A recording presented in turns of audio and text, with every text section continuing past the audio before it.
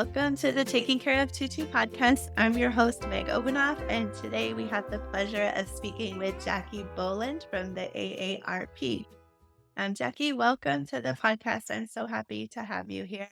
I know that the AARP does a lot, but I don't know exactly what, and so I'm excited to have you tell us all about it.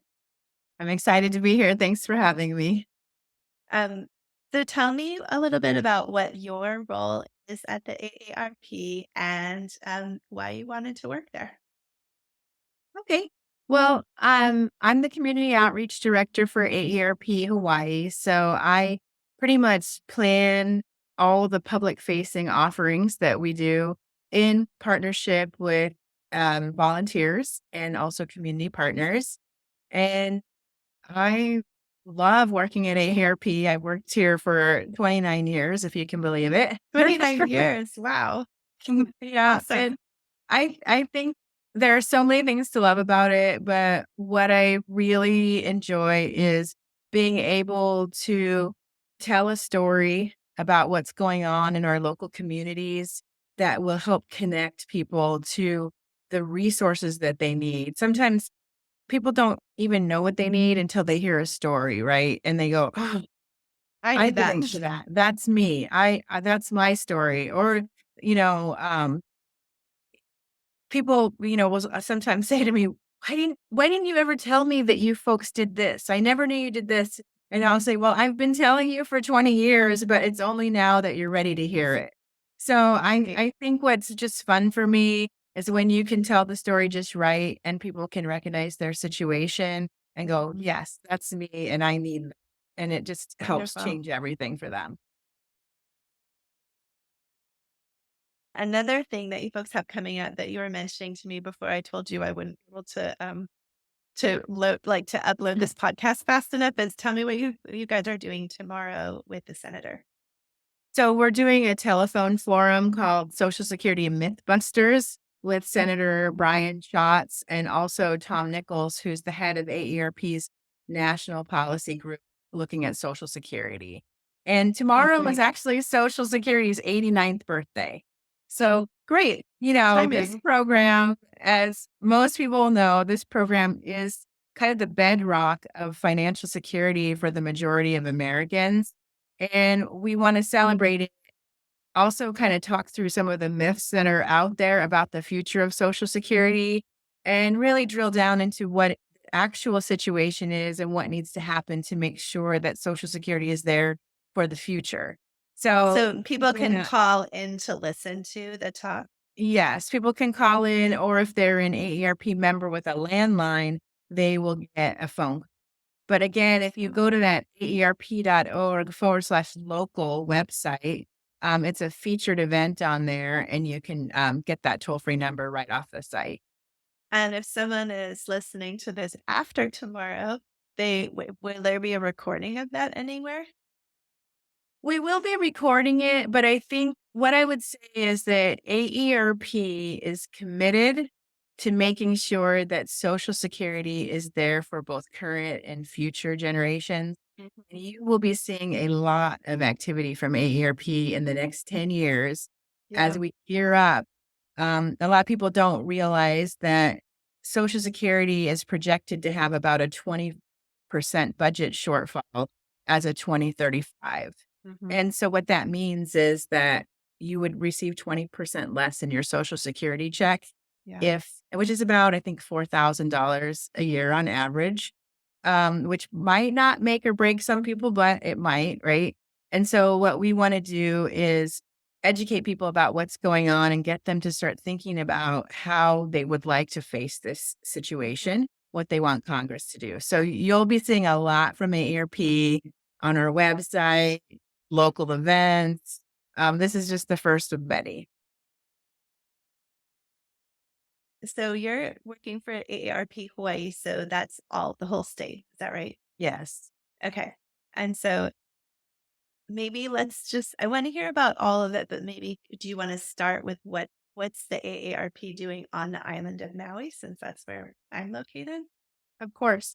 Yep. So AERP is a social impact organization for people who are 50 and older. And so what we do for everyone, but we plan with a 50 or older person in mind.